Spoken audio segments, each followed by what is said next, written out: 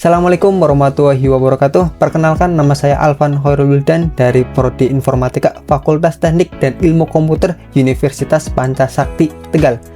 Dan di video kali ini saya akan mereview salah satu buku guna menyelesaikan tugas literasi semester 5. Ini dia bukunya yang berjudul Arduino Belajar Cepat dan Pemrograman. Buku ini ditulis oleh Heri Andrianto dan Aan Dermawan serta diterbitkan oleh Informatika Bandung September 2017.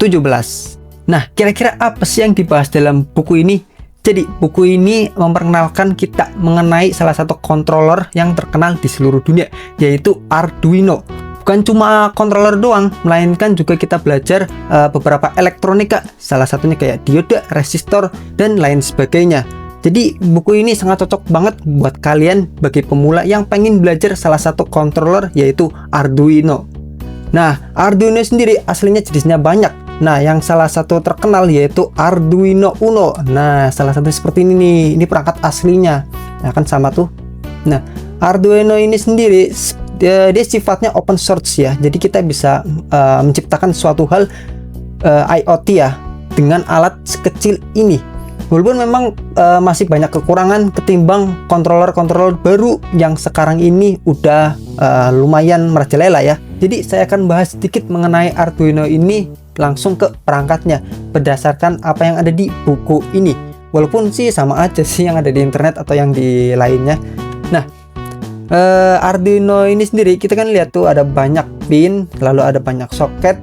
Nah, secara gambaran umum Arduino adalah controller ya, microcontroller yang dimana kita bisa menciptakan suatu hal yaitu teknologi IoT dengan perangkat sekecil ini.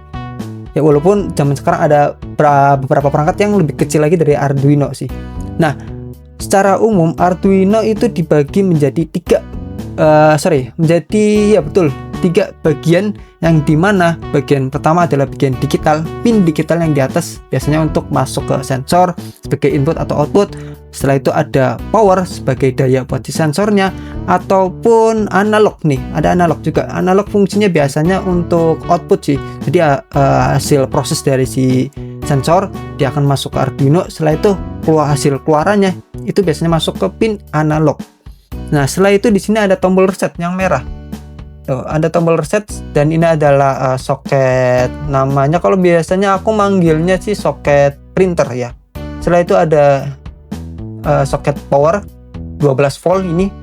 Nah, ini yang gede itu adalah IC-nya, jadi otak utama dari si controller ini.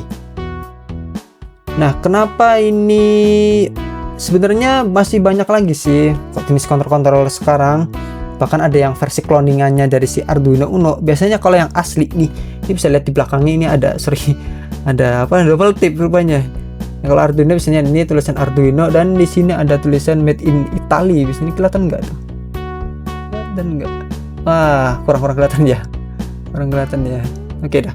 Di sini Made in Italy. Di sini ada penjelasan mengenai Arduino-nya. Nah, itu adalah salah satu gambaran umum mengenai Arduino. Sebenarnya di buku ini juga banyak lagi bahas masalah mengenai teknik pemrograman, baik itu yang sederhana sampai yang tersulit. Dan juga ada beberapa sensor yang kita bisa uji coba. Salah satunya sensor jarak, sensor suhu yang menggunakan HCSR04 ya, DHT11, dan lain sebagainya. Nah, untuk bahasa pemrograman sendiri dia masih menggunakan C++, yaitu adalah bahasa universalnya si controller ini ya, Arduino. Jadi buku ini cocok banget buat kalian yang pemula untuk belajar si Arduino ini, yaitu controller Arduino. Walaupun udah diterbitkan cukup lama ya, 2017, tapi masih worth it lah untuk kita pelajari di tahun 2025 ini. Nah, sebenarnya Arduino sendiri udah banyak nih saingannya nih, yang salah satunya mengemparkan kemarin-kemarin ya, yaitu si ESP32. Ini ukurannya jauh lebih beda, lebih kecil daripada si Arduino, tapi keunggulannya itu luar biasa. Jadi ini lebih kompatibel ya, yang dimana dia sudah include yang namanya wireless ya, serta Bluetooth. Jadi gak usah perlu kita beli komponen wireless atau Bluetooth lagi untuk si gabungin. Nah, kalau Arduino kan belum ada nih, dia harusnya butuh modul lagi, modul WiFi maupun Bluetooth. Nah, kalau ini dia enggak. dan ini dia bisa jadi access point. Itu luar biasa, gila, keren banget. Apalagi teknologi ini ada teknologi yang masih baru ya, belum lama muncul. Tapi ya memang saya sendiri baru beberapa kali nyoba-coba, itu memang luar biasa. Kayak kita buat sistem aplikasi ya yang berbasis IoT itu bisa banget. Tapi kalau Arduino itu masih kurang menurut saya sih. Oke, jadi itu aja yang mungkin saya bisa bahas ya, sedikit aja yang mengenai buku ini. Aslinya nggak beda jauh sih saat kita belajar di internet maupun dimanapun mengenai Arduino ini tuh sama aja. Cuma hanya saja buku ini lebih lengkap dikit, disertai mengenai mekanisme elektronikanya.